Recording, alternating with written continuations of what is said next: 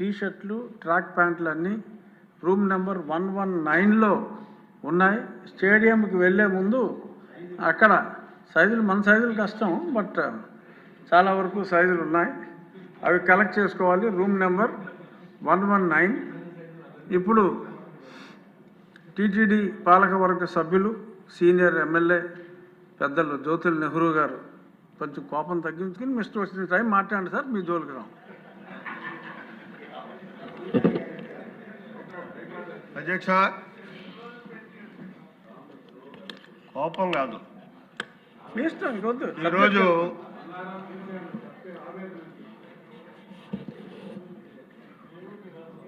ఈ చర్చలో మాట్లాడడం అన్నది ఒక బాధాతత్వ హృదయంతో మాట్లాడాల్సినటువంటి పరిస్థితి రావడం చాలా శోచనీయం. ఎందుకంటే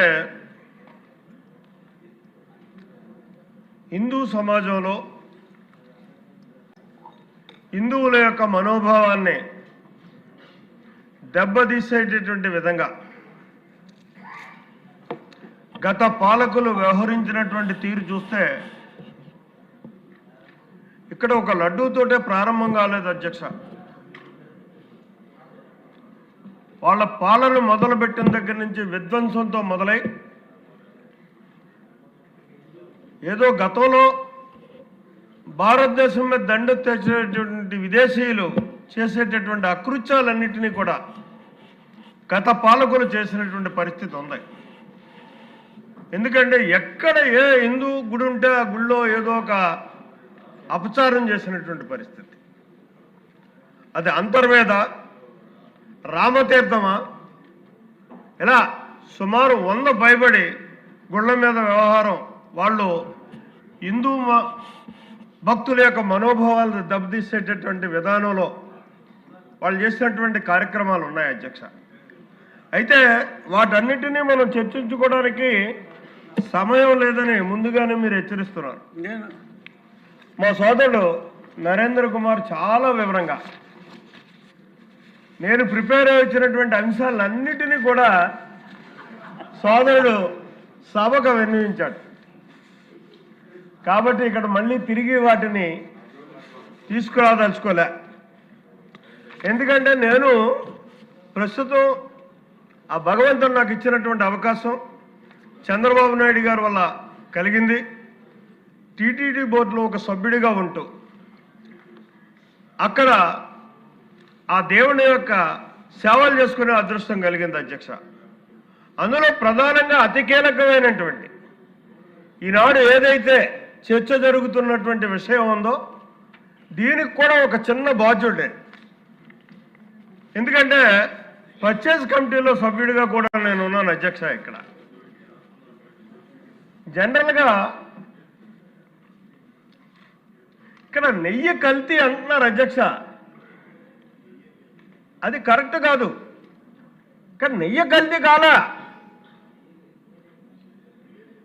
ఇక్కడ జరిగింది ఏంటంటే ఒక పదార్థాన్ని సృష్టించి దాన్ని రకరకాల వీటిలతో తీసుకొచ్చి నెయ్యిగా మనకు చూపెట్టి వాళ్ళు లడ్డూలు తయారు చేసి మనకి అందించినటువంటి పరిస్థితి అధ్యక్ష. అసలు నెయ్యే లేదు, అసలు పాలు లేదు, పాలు లేదు, నెయ్యి లేదు.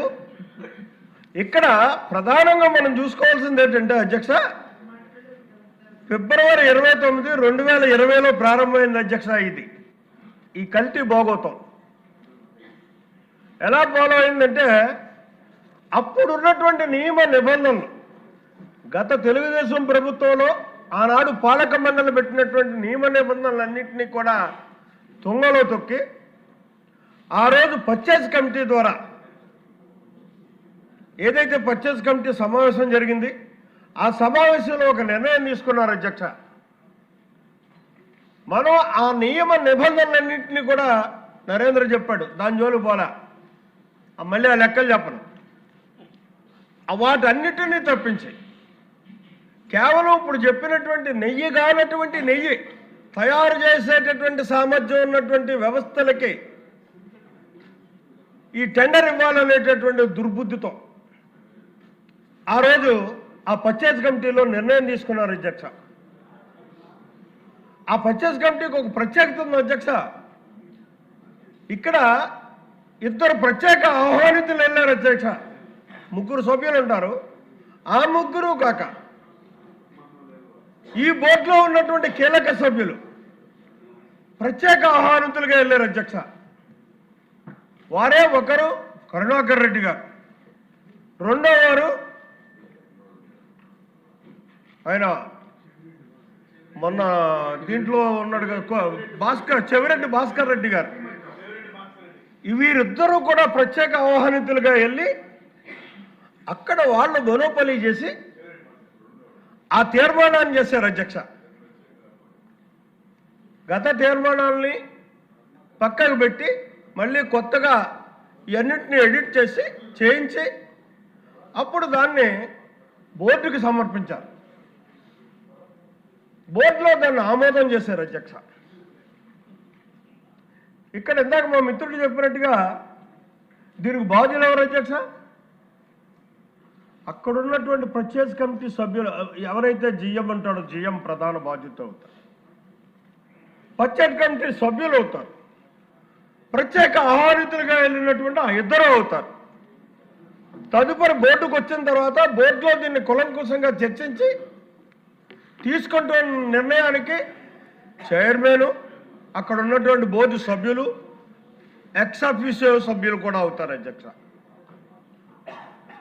ఇక్కడ మంత్రి గారు ఇందాక చెప్పినటువంటి దీంట్లో చూసుకున్నట్టయితే వారు సిట్టు ఇచ్చినటువంటి రిపోర్టును చదివారు అధ్యక్ష.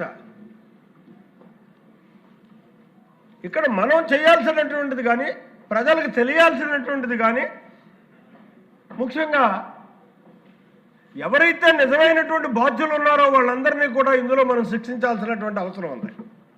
బాధ్యులుగా ఇక్కడ చూపెట్టాల్సినటువంటి అవసరం ఉంది. దానికోసం మనం తగు నిర్ణయం తీసుకోవాల్సినటువంటి అవసరం ఈ సభకు ఉంది అని చెప్పేసి ఇక్కడ భక్తులకు కానీ ప్రజలకు కానీ ఒక నమ్మకాన్ని కలిగించేటటువంటి బాధ్యత కూడా ఈ సభకు ఉంది అని చెప్పి మనం చేసుకుంటున్నాం.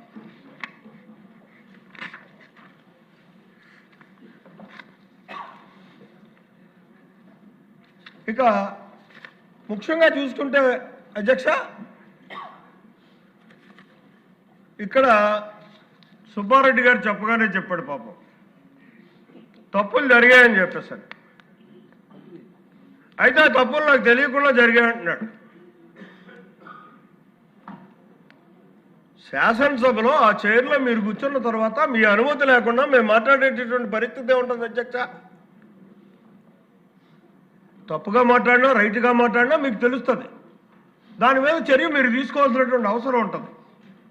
అదే పరిస్థితి అక్కడ చైర్మన్గా సుబ్బారెడ్డి గారు ఉన్నప్పుడు కానీ కరుణాకర్ రెడ్డి గారు ఉన్నప్పుడు కానీ జరిగినటువంటి ఈ తతంగానికి అంతటికీ కూడా పూర్తి బాధ్యత వాళ్ళిద్దరూ వహించాల్సినటువంటి అవసరం ఉంటుంది అన్నది నా భావన.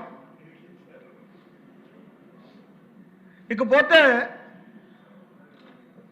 సుబ్రహ్మణ్య స్వామి గారు అని చెప్పేసి చాలా పొద్దుట లేచి మనం దండం పెట్టుకోవచ్చు, అంత సీనియర్ నాయకుడు నాయకు అధ్యక్ష. కానీ పాపం తిరుపతి వెంకటేశ్వర స్వామి మీద ఆయనకి ఎందుకు భక్తి లేదో నాకు అర్థం కావట్లే, నమ్మకం లేదో విశ్వాసం లేదో తెలియటం లేదు. అంటే సభలో లేనటువంటి వ్యక్తి పేరు ఉచ్చరించకూడదు అనేటటువంటి నిబంధన ఉన్నప్పటికీ కూడా ఆ నిబంధనకి శిక్షార్హుడు అవుతూ కూడా నేను మాట్లాడదలుచుకున్నాను అధ్యక్ష. ఎందుకంటే అంత అపచారం చేశాడు ఆయన. ఇక్కడ ఆంధ్ర రాష్ట్ర ప్రభుత్వం సిట్ యొక్క రిపోర్టును చూసుకుని ఇక్కడ అసలైనటువంటి దొంగలు బయటికి రాలేదు, పరిపాలనా విధానంలో ఉన్నటువంటి లోపాలను ఎత్తి చూపలేదు సిట్టు అనేటటువంటి ఆలోచనతో ఒక ఏకసభ్య కమిషన్ వేస్తే దాన్ని అడ్డుకోవడానికి ప్రయత్నం చేశాడు అధ్యక్ష. ఇది ఎంత దారుణం అండి. ఏం పోయిందబ్బా ఆయనకి? వాస్తవాలు బయటికి తీస్తే నిజంగా బాధ్యులు కాకపోతే కాదని చెప్తారు, బాధ్యులైతే బాధ్యులని చెప్తారు. దానికి కారణం ఎవరు అధ్యక్ష? మాజీ ముఖ్యమంత్రి వాడు, నేటి పులివెందుల శాసనసభ్యుడు, చాలా ఇద్దరు మిత్రులు అధ్యక్ష. ఎందుకంటే నాకు తెలుసు, ఆయన పక్కన నేను చాలా రోజులు పనిచేశాను, మీరు ఉన్నారు, మనమంతా కలిసి పనిచేసాం.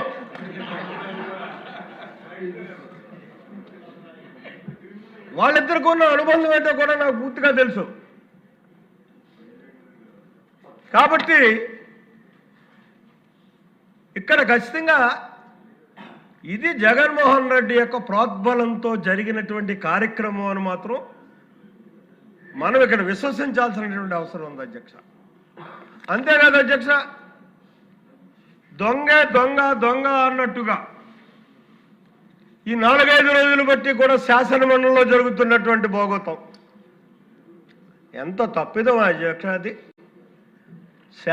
మనం పెద్దల సభ అంటాం అధ్యక్ష. దాన్ని అక్కడ ఉండేటటువంటి ప్రతి సభ్యుడిని కూడా గౌరవిస్తాం మనసావాచ. ఎందుకు? మనం ఇక్కడ విశ్లేషించి పరిశీలించి మనం చేసినటువంటి ఏ కార్యక్రమాలన్నా సరే, ఏ చట్టాలన్నా సరే, ఏ బిల్లునైనా సరే శాసన మండలిలో వాళ్ళు మళ్ళీ తిరిగి పరిశీలన చేసి అందులో సరిదిద్ది తప్పొప్పులుంటే మనకు తెలియజేసి దాన్ని ఆమోదించేటటువంటి సభ. అంత గౌరవప్రదమైనటువంటి సభ. అటువంటి సభలో ఈ 5 రోజులు చూసుకున్నట్టయితే ఇది అతి కీలకమైనటువంటి బడ్జెట్ సమావేశాలు అధ్యక్ష. ప్రతి నిమిషం ప్రతి అణువు కూడా మనం బడ్జెట్ మీద ఆలోచన చేయాల్సినటువంటి బాధ్యత ఉన్నటువంటి ఇది శాసనసభ్యులుగా మనకు కానీ, శాసన మండలి సభ్యులుగా వాళ్ళకు కానీ. ఆ సమావేశాలన్నింటినీ నిర్వీర్యం చేస్తారు అధ్యక్ష. 5 రోజులు కూడా కేవలం రాజకీయం కోసం చంద్రబాబు నాయుడు గారి మీద అభూత కల్పన సృష్టించాలనేటటువంటి ఆలోచనతో వాళ్ళ వ్యవహరించినటువంటి తీరు చూస్తే చాలా దారుణంగా అనిపించింది అధ్యక్ష. అంతేకాదు అధ్యక్ష, ఇంకొక అడుగు ముందుకేశారు. సెక్యులర్ వ్యవస్థనే మంట కలిపారు అధ్యక్ష. అసలు ఇక్కడ మతాల గురించి కానీ, మతపరమైనటువంటి అంశాల మీద కానీ మనం ఎంత తక్కువగా మాట్లాడుకుంటే అంత సెక్యులర్ వ్యవస్థను మనం పరిరక్షించిన వాళ్ళు అవుతాం అధ్యక్ష. సాక్షాత్తు తిరుపతి వెంకటేశ్వర స్వామి ఫోటో పట్టుకుని చెప్పులు వేసుకుని వాళ్ళు ప్రదర్శన చేయడం అధ్యక్ష. అక్కడ వీళ్ళే సంటిగోళ్ళ అధ్యక్ష. మన మహాత్మా సింగ్ అసెంబ్లీ జరిగింది. 10-12 ఏళ్ళ పిల్లలు వచ్చి చెప్పారు, చక్కగా చూస్తుంటే ఆశ్చర్యం వేసింది వాళ్ళని చూసి. వాళ్ళు మాట్లాడేటటువంటి తీరు చూస్తుంటే ఆ మాత్రం జ్ఞానం కూడా లేదండి వాళ్ళకి. తిరుపతి వెంకటేశ్వర స్వామిని రాజకీయం కోసం అపవిత్రం చేసినటువంటి విధానానికి ఖచ్చితంగా మనం చెక్ పెట్టాల్సినటువంటి అవసరం ఉంది అధ్యక్ష. ఇక్కడ ఒక లడ్డూ తోటే కాదు అధ్యక్ష, వాళ్ళు చేసేటటువంటి ప్రతి దాన్ని కూడా మనం ఇవాళ ప్రజలకు చెప్పాల్సినటువంటి బాధ్యత మన మీద ఉంది అని చెప్పేసి మనం చేసుకుంటున్నాం అధ్యక్ష. అందుకోసమే మరి మీరు సమయం వైపు చూస్తున్నారు. నేను కూడా ఎక్కువ సమయం తీసుకోదలుచుకోలేదు. మళ్ళీ మరొక విధంగా మీ ముందుకు వచ్చే అన్ని విషయాలు కూడా మళ్ళీ మాట్లాడతాను. కానీ ఒక్కటి మాత్రం నేను ఇవాళ మనవి చేసుకోదలుచుకున్నాను అధ్యక్ష. తిరుమల తిరుపతి దేవస్థానాన్నే కాదు,